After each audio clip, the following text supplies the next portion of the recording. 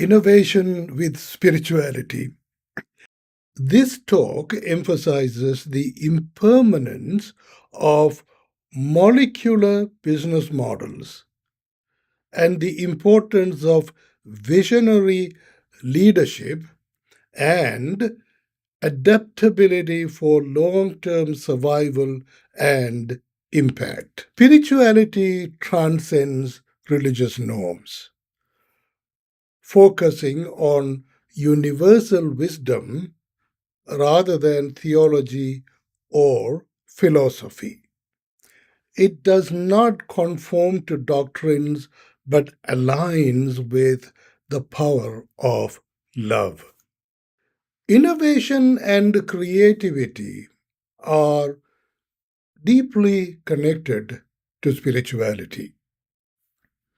In a creative enterprise, spirituality can provide clarity, purpose, and ethical grounding. Take, for instance, divine engagement is an ancient lifestyle practiced by Indian mystics who made significant contributions to humanity across various fields.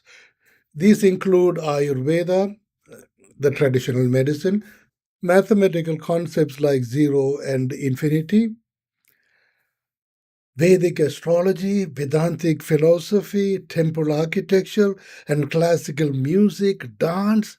See, all of these are rooted in mystical origins. The West often repackages Eastern spirituality um, like martial arts and yoga and tantra and meditation, Ayurveda, for commercial gain.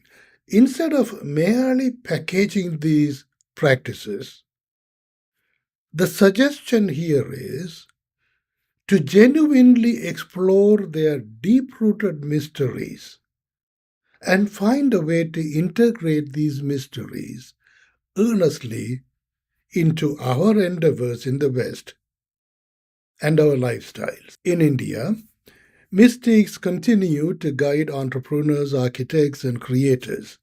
Musicians, dancers, and artists traditionally learn from gurus who are mystics.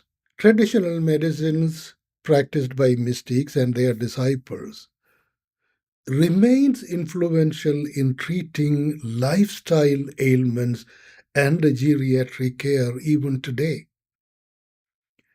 These traditions have persisted throughout India for thousands of years.